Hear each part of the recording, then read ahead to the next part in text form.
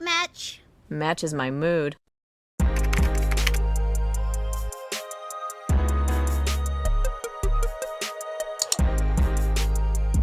What's good, guys? It's Alissa. If you're new here, hello. I put up a poll on my community tab to help me decide what the next Daria video will be on, and the episode Fat Like Me was the winner. But sometimes creativity flows like a river that turns into streams. So after watching that episode to prep for the script, I decided I'm just gonna do a full video analyzing the fashion club instead, so stay tuned for that. So in this video, I decided to go with the second most voted for episode in that poll, and that is season 2, episode 3, titled Quinn the Brain. The episode starts with Lawndale High's English teacher Mr. O'Neill passing back essays that his students worked on. Daria's sister Quinn is caught talking to her friend and fellow fashion club member Stacy in the back of the class. So she said, I got those eggshell leggings like you told me. And I said, eggshell? I told you eggplant. You're kidding.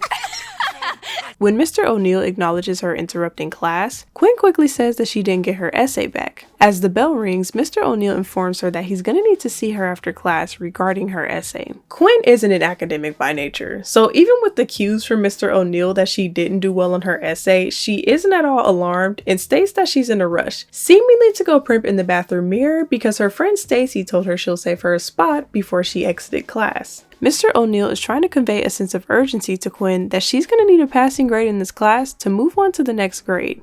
How I feel about polyculturalism.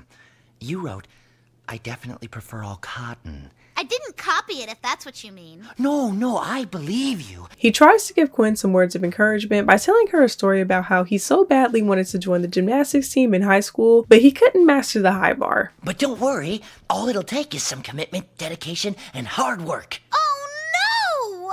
Quinn cuts him off, assuming he's giving her a message about trying hard and giving it your all. Also assuming that he made the team, but Mr. O'Neill discouragingly says, Well, no. I think that that's sometimes a hard lesson to learn in life, that even when you put 110% into something, that doesn't guarantee that you're going to get the outcome that you're looking for. Some things are not for us, and that's okay. Sometimes the lesson is learning the art of the pivot. Back home, Quinn's mom Helen is furious that she received this letter from Mr. O'Neill about Quinn's grades in English. She asks her husband Jake where Quinn and Daria are and lets him know that their daughter is failing English and she would like to have a word with her. Jake expresses that he feels that she's always the one to talk to the girls and parent them in situations like this, and he would like a chance to do so too. Which is true. Jake and Helen's relationship is not on an even keel. Helen feels as though Jake is highly emotional and she doesn't make time to hear his woes, often making him feel like he's being dramatic. Jake even expresses this in a later season in an episode titled Psychotherapy, which was also the episode this video was almost about. He feels as though Helen values her work over maintaining the relationships in her household. Damn it, I lost another client. I can't understand why. Damn it, nobody likes poor old Jake. Should I think about the reasons? Oh, must be my father's fault. Where's the newspaper, damn it? Look at the time! Gee, dear, you'll have to tell me about your deepest fears and worries when I get back. I've got a big meeting, so I'd better run! No matter, I'm not saying anything relevant anyway. I'm lost in a fog when I'm not flying into a rage. Oh, Jakey, let me bring home the pizza. I have to be the one doing everything so everyone will thank me and tell me what a big superwoman I am. He points out in that episode that she brings home pizza and makes a big deal out of it. And that's definitely a pattern I noticed while watching the show. Helen will order takeout and equate that to making dinner. It's so nice to get home early and have a chance to make dinner. But then again, when Jake attempts to make dinner, it's school lunch level nasty. And in the end, I just think about how Daria and Quinn are suffering. Anyway, Helen gives Jake a thrown together analogy about how a strong parenting team is like a singing group. The lead singer carries the tune, while the backup singer supports her. But what do the backup singers do? You chime in at just the right moment and then you fade into the background. Doesn't that make sense? Do I get a tambourine or something? Daria and Quinn make their way into the kitchen, and just as Quinn is about to ask her mom for something, Helen whips out Mr. O'Neill's letter about that failing grade. Quinn does what she usually does, which is come up with a lazy excuse to divert the subject. And this time, she has to all of a sudden volunteer at an animal shelter. But Helen ain't going for none of that. So Quinn tries to downplay the severity of the situation instead. Daria doesn't have much faith that her sister is actually going to get an A on her next assignment, but she's living for this mess. So she grabs a snack and a front row seat to watch the show. Helen pulls a Mr. O'Neill, telling Quinn about the time that she wanted to join the swim team, but Quinn doesn't want to hear any of that, and even Daria co-signs. Quinn is a habitual ditcher, so she gets these speeches from her parents a lot. When Helen tries to express her point in another way, Quinn let her know that she already gave her this speech before when she got caught skipping. Or excuse me, when she forgot where her math class was. Helen tries one more time, but Daria comes in with the assist. You could be left back and be the oldest freshman in Lawndale High. You know what? I gotta get to work. Bye. It's no shocker that this actually ended up working because Quinn cares more about her social perception than her actual academic success. At this point in the series anyway. Helen points out to Jake that that's how you successfully parent. But the reality is, neither Helen or Jake were actually helpful in this situation to get Quinn to take her education seriously. It was Daria who was able to meet Quinn where she was.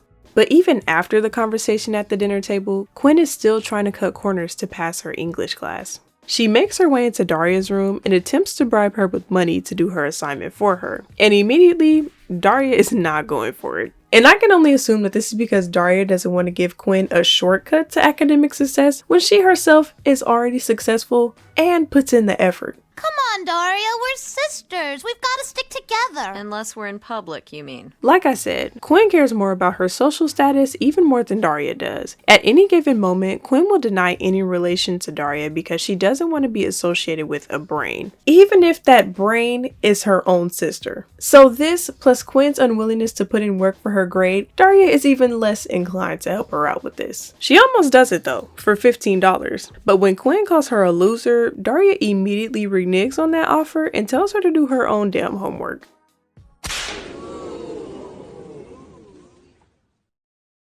Later that night, a boy rings their doorbell and Daria answers. He's looking for Quinn so they can go on their date. Daria lets him know that she's doing her homework so she can't go. And even the boy is shocked to hear this. However, Quinn comes down to let the boy know herself that she can't go on their date. I got a special evening plan. Let's go. No, really, Corey, I have work to do and you have to leave. Sorry.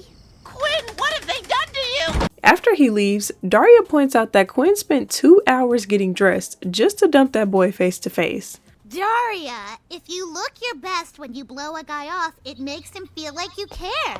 Well, that advice should prove very helpful. Even Daria couldn't help but admit that was good advice, even if it was said in sarcasm. Sometimes your shallowness is so thorough, it's almost like depth. Thanks.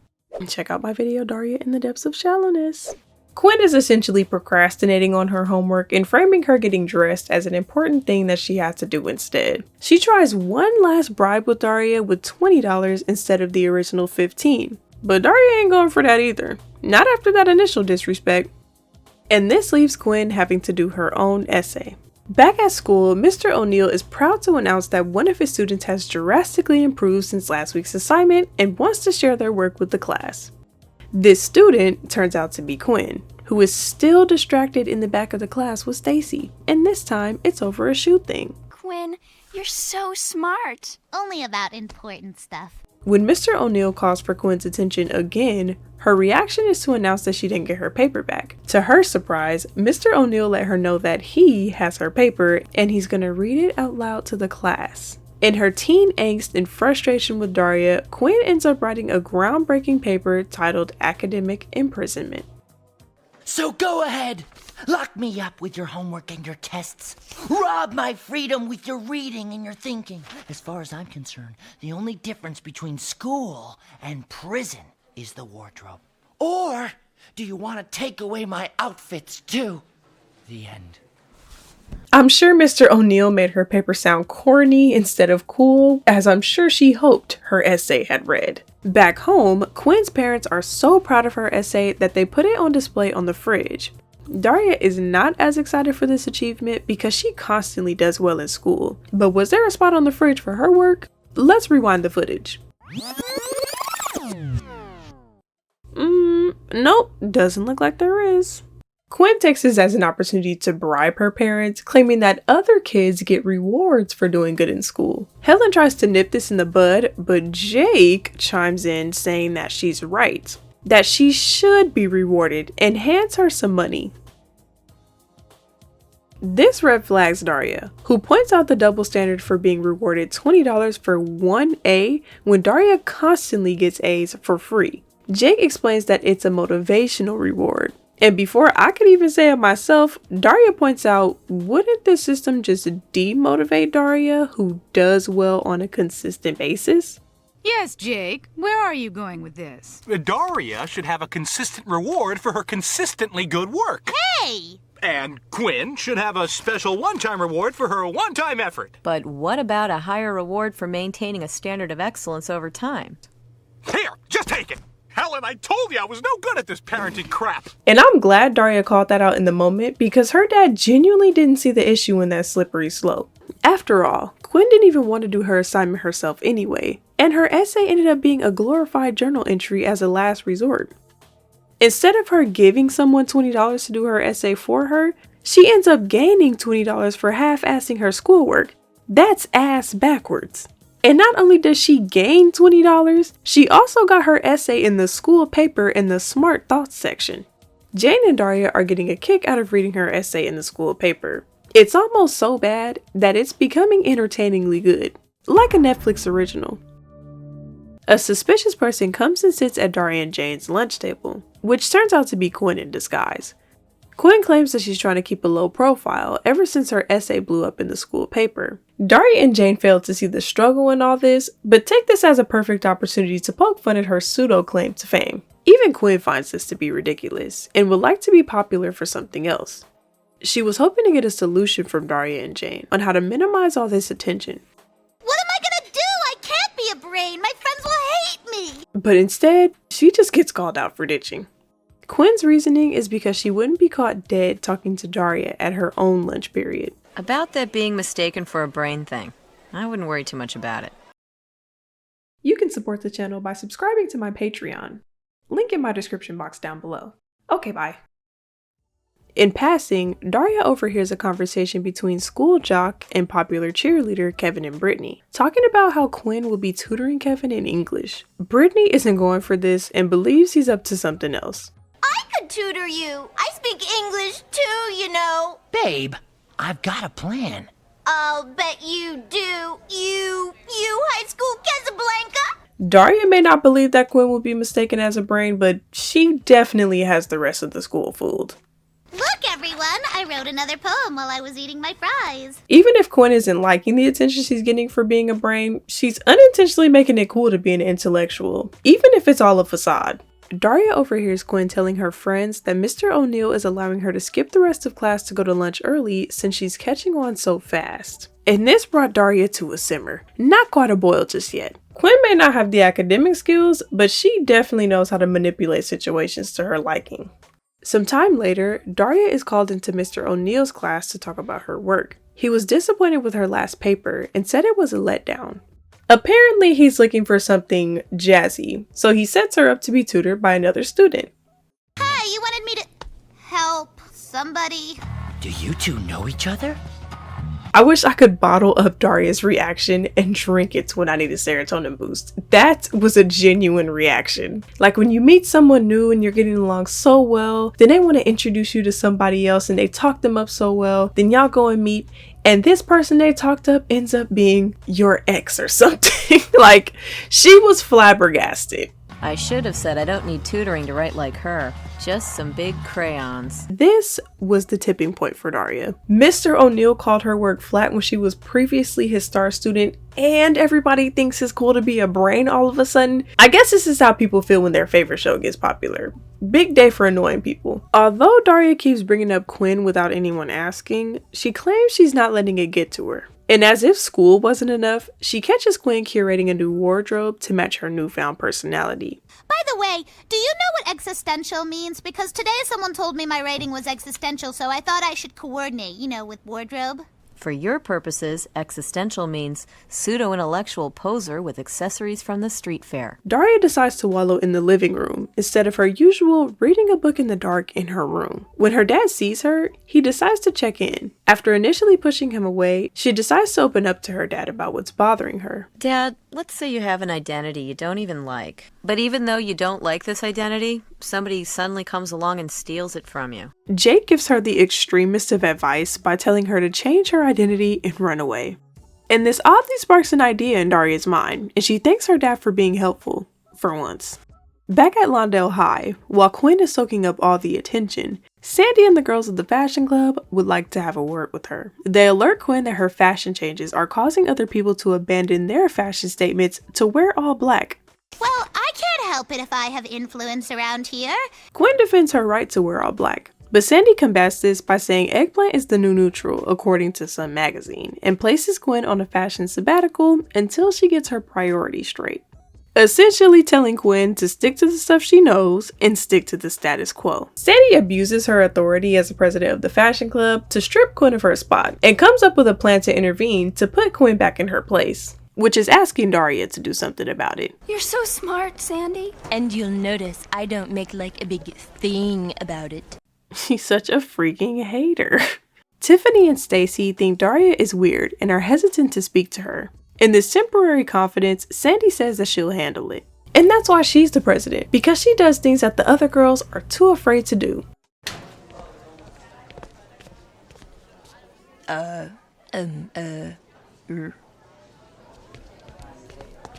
Daria walks away after being weirded out, then Quinn walks over to Jane right behind her. She decides to ask Jane if she thinks she's actually a brain. Jane answers honestly and says that the thought never crossed her mind. And even Quinn agrees. Quinn admits that she's only doing this to get under Daria's skin, but she's starting to feel like a phony. You're starting to feel like a phony? Quinn just doesn't understand the big deal about her writing one little essay, and Jane put it like this. Condition people to expect nothing, and the least little something gets them all excited. Daria and Jane are hanging in Jane's room. Daria looks like she's in the middle of an existential crisis, so of course, Jane had to sarcastically ask her if something is eating away at her soul. To which Daria immediately starts to trash Quinn's writing, claiming that everyday people seem to not know the difference between good and bad. Oop, low-key y'all when I said I like cars too in my last video. She's cute. There are different standards for cute people. So by those standards, I should be allowed to like cars too. Daria would like to live in a world where your looks don't affect how you're judged. Funny, Jody said something similar to this and Daria ate her up for it. Daria doesn't like that Quinn took her identity. The thing is, if she's a brain, what do I get to be? And I guess this is the point of the episode where I give my interpretation of the theme. Daria is a brain. The brain. She may outwardly make it seem like she doesn't care about the praise she gets from her educators, but in a way, it actually gives her validation. She actually likes to write and read and do schoolwork, and she's actually good at it. She may go unnoticed at home, but she is far from unnoticed outside of that. Daria is the most popular nerd I know, even without her association to Quinn. Like, imagine you love to write and you have a plethora of knowledge on things because you like to read, and the worst thing somebody can call you is a brain. That's validation. So when Quinn starts to come into this space and people call her a brain, Daria is seething to call her a poser. It's interesting because this is essentially the flip side of the episode Too Cute that I covered. Quinn felt as though her looks were her defining qualities, but once her peers began to get plastic surgery and took the attention away from her, Quinn considered getting work done too to stay on top. Although Quinn's perspective is shallow, no one likes to feel like you're taking something from them. And that brings me to this point. You can't place too much value in your identity. It's forever changing. If you're threatened by someone having similar characteristics or interests as you, you need to question the authenticity of those traits. There are 7 billion people in this world. At least a couple thousand of those people are going to be just like you. The thing is, if she's a brain, what do I get to be? You're still a brain. Yeah, but she's a brain with bouncy hair. I can't compete. And Daria expresses these woes with Jane all the time, how she's different from everyone else, but also has a superiority complex about it. And I don't know how to put it into words, but people like this have a lot of knowledge on what everybody else is doing. Almost like they're studying everybody else to be purposefully different. Like, are you actually different, or are you just purposely doing the opposite of what everybody else is doing? And this isn't specifically pertaining to Daria, but it sparked the thought. Daria and Jane plot to devise a plan to stop Quinn. And Daria confesses that she had a plan in her caliber. She just hasn't had it in her to take the shot until now. But after Quinn's puppy boys beg Daria to do something about Quinn, Daria begins her evil plot to unbrand Quinn by going home and Quinnifying herself. And I find it funny that she had a pink shirt with the tag still on it in her closet. Was Daria planning a rebrand at one point but was too scared? Don't be afraid of the pink, Daria. Don't run from the pink. Hi, could you get me a soda? The plan was for Quinn's loyal subjects to come to the door and ask for Daria, where Quinn can hear them. Quinn! Your dates are here! Actually, we're here to ask Daria out. Hi, Quinn. Hi, Daria. It didn't take long for Quinn to be jealous and declare Daria the winner. I guess Quinn finally realized how boring it is to be a brain. Back at school, Quinn has to do some damage control with the fashion club. She claims that she didn't even write that essay, that she just found it in the trash and turned it in as her own work. Sandy isn't completely fooled by this alibi because it doesn't explain why Quinn suddenly started wearing black. And if they paid more attention in English class, Sandy could have gave her a lesson on syntax. But Quinn swears that she put being an intellectual behind her. Hold it, I think I feel a poem coming on. Sorry, false alarm. This is probably the lightest topic I've talked about while covering Daria, which kind of made it fun. And all the good stuff kind of happens at the end of the episode, so sorry if the beginning of this video is kind of just me explaining the episode. But let me know your thoughts on this episode, and how do we feel about Quinnified Daria? She kind of ate. I hope you all enjoyed this video. If you would like to keep up with me outside of YouTube, you can follow me on Instagram or Twitter. All that information along with any music I use in my videos is in the description box down below. And if you made it to the end, make sure you give this video a big thumbs up, make sure you subscribe to my channel, and make sure you hit the notification bell to stay up to date with posts and uploads from me. But for now, I hope you guys have a great rest of your week, and I will see you guys in my next video. Peace!